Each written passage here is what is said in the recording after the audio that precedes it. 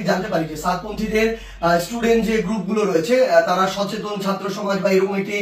নাম দিয়ে আসলে আমাদের প্রধান উপদেষ্টার যে বাসভবন অর্থাৎ যমুনা এটি ঘেরাও করার কিংবা এর সামনে অবস্থান কর্মসূচি নেওয়ার একটি পরিকল্পনা করে, তখন আমরা আমাদের জায়গা থেকে তাদের মধ্যকার যে সমস্যাগুলো এই সমস্যাগুলো সমাধানের জন্য দুই গ্রুপে তাবলিগের অর্থাৎ সাতপন্থী গ্রুপ এবং জোবাইরপন্থী যে গ্রুপ এইগুলোর মধ্যে তাদের মধ্যে যে বিভিন্ন রকমের সমস্যা চলছে এগুলোর জন্য একটি যৌক্তিক উপায় সমাধান হয়, এটির জন্য আমরা প্রথমে গতকালকে রাত 12টার দিকে আমাদের জায়গা থেকে বিশ্ব অর্থাৎ আমাদের টঙ্গীর যে পশ্চিম সাইডে যে মসজিদটি রয়েছে ওই মসজিদের ওইখানে যাই যেখানে সাতপন্থীরা এখন অবস্থান করছে। সেই জায়গাটিতে আসলে আমরা গিয়ে তাদের সাথে রাত 12টা থেকে প্রায় 2টা পর্যন্ত কথা বলি এবং তাদের জায়গা থেকে তারা যে চিন্তাটি করেছিল সকাল 10টায় এখানে তারা অবস্থান কর্মসূচি ঘোষণা করবে এরকম একটি কথা ছিল এবং তারা বলেছিল এটি কেন, কারণ তারা মাওলানা সাদ সাহেবের ভিসা চায় এবং তারা তাদের জায়গা থেকে 5 দিনে জোর করার 20 থেকে 25 তারিখ পর্যন্ত জোর করার একটি দাবি জানায়।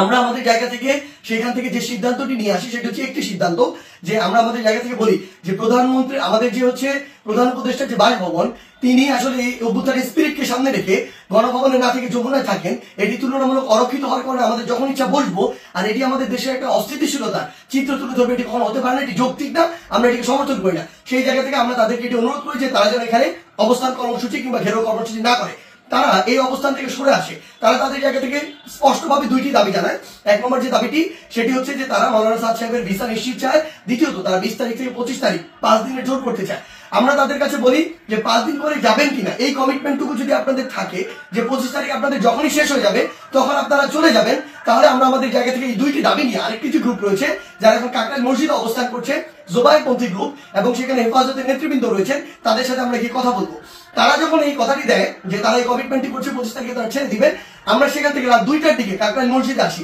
সেখানে আমাদের জোবাইরপন্থীদের যারা মাওলানা রয়েছেন, যারা সিনিয়র নেতৃবৃন্দ রয়েছেন তারা ছিলেন, হেফাজতের যারা সিনিয়র নেতৃবৃন্দ মাওলানা মামুনুল হক সাহেব, মাওলানা মাহফুজুল হক সাহেব তারা ছিলেন, সকলে ছিলেন। আমরা যখন তাদের সাথে আলোচনা করছি রাত 2টা থেকে 3টা যখন ক্রস করে যাচ্ছে তখন এই আলোচনা চলাকালীন সময় আমাদের কাছে ফোন আসে যে সাতপন্থীদের যে গ্রুপটি রয়েছে সেখান থেকে তারা তাদের জায়গা থেকে ওই যে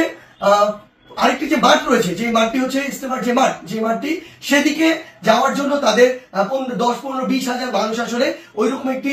তাদের পরিকল্পনা কিংবা মুভ দেখা যাচ্ছে। আমরা সাথে সাথে সাতপন্থীদের যে মাওলানা আব্দুল্লাহ সহ আরো 2 জনকে ফোন দিয়ে বলি যে আপনাদের সাথে এটি কথা হয়েছে যে আপনারা 10টা এখানে বসবেন না এবং আপনাদের 2টা দাবি নিয়ে আমরা আমাদের জায়গা থেকে এখনই আরেকটা গ্রুপের সাথে কথা বলবো, কালকের মধ্যে অর্থাৎ আজকেই আপনাদের 2 গ্রুপের বসার ব্যবস্থা করব, মাওলানা সাদ সাহেবের ভিসা বা এই সংক্রান্ত আলোচনা সেখানে হবে। এই যে আমাদের 5 দিন যে আপনারা থাকতে চাচ্ছেন এই কমিটমেন্ট যদি আপনারা দেন সেটি নিয়েও সেখানে আলোচনা হবে। যখন আমরা জানতে পারি তাদের দিকে মুভ করছে আমরা তাদেরকে স্পষ্ট করে বলি আপনারা যদি সেদিকে মুভ করেন আমাদের আলোচনা চলাকালীন তাহলে আপনারা আমাদের আলোচনাকে অসম্মানিত করছেন এবং আমাদের প্রতি যে শ্রদ্ধাটুকু রাখা উচিত আপনাদের সেটুকু আপনারা রাখছেন না। সেটি যদি করেন তাহলে আপনাদের পক্ষে আমাদের অবস্থান থাকবে না, একদম ক্লিয়ার বলে দিই। এবং আমাদের জায়গা থেকে এরকম কোনো মেসেজই ছিল না যে আপনারা ওইখানে চলে যান 5 দিনের জন্য অবস্থান নেন। এটা কোনোদিন আমরা একটা প্রতিনিধি দল কখন বলতে পারি না। এটা পুরো একটি সরকারের বিষয়, মন্ত্রণালয় বা উপদেষ্টাদের বিষয় এবং প্রশাসনের সামগ্রিক একটি ডিসিশন। ইভেন গাজীপুর মেট্রোপলিটন পুলিশের ডিসিশন দেওয়ার কেউ না। সেই জায়গা থেকে তারা এইসব কোনো কিছু তোয়াক্কা করে যেটা হলো যে সেখানে এই দখলের বিষয়টিতে সেদিকে চলে যাওয়া হলো এবং ফাইনালি এখানে একটি সংঘর্ষ ঘটলো, যেই সংঘর্ষে 3 থেকে 4টি প্রাণ আমরা হারিয়েছি। আসলে সবচেয়ে গুরুত্বপূর্ণ কথা গতকালকে আমরা তাদেরকে বলেছি যে তাবলিগের আসলে আপনারা যে কাজগুলো করছেন এগুলো তাবলিগের স্পিরিটের সাথেও যায় না, এগুলো ইসলামের মুসলিমের স্পিরিটের সাথেও যায় না, কোনো কিছুর সাথে যায় না। এখানে আপনাদের ব্যক্তিগত গোষ্ঠীগত কোন জিনিসের মানে বহিঃপ্রকাশ আপনারা এখানে ঘটাচ্ছেন, ক্ষোভের হোক দ্বন্দ্বের হোক এই বহিঃপ্রকাশগুলো ঘটাচ্ছেন। এবং সবচেয়ে গুরুত্বপূর্ণ বিষয় হচ্ছে যে এই জিনিসটি হয়েছে এখানে এটা সম্পূর্ণ অনাকাঙ্ক্ষিত এবং আমাদের মতের বাইরে গিয়ে এই বিষয়টি আসলে গতকালকে সেখানে হয়েছে এবং আমাদের আলোচনাকে শ্রদ্ধা বা সম্মানটুকু জানানো হয়নি এবং আরেক পক্ষের সাথে আলোচনা চলাকালীন সেখানে এরকম আক্রমণ এবং রক্তাক্ত ঘটনা ঘটেছে। সেই জায়গা থেকে আমরা শুধু আমাদের জায়গা থেকে একটি জিনিসই বলি, আজকে এখন সাত গ্রুপ সেখানে অবস্থান নিয়েছেন, আমি জোবাইরপন্থীদের যারা রয়েছেন আপনাদেরকে একটি বিষয় শুধু অনুরোধ করবো, যেটি গতকালকে রাতে তারা ঘটিয়ে ফেলেছেন বা বিভিন্নভাবে ঘটে গিয়েছে সেই একই জিনিসের জন্য বড়ভাবে আর পুনরাবৃত্তি না হয়। কাউকে না কাউকে আসলে এই পরিচয়টুকু দিতে হবে যে আপনি যে তাবলিগ দ্বীনের প্রচার ইসলামকে ধারণ করেন এবং এটার জন্য আমাদের এই রক্তারক্তিটি এড়াতে হবে। আমরা যেন এই মনে না করি যে এখানে জীবন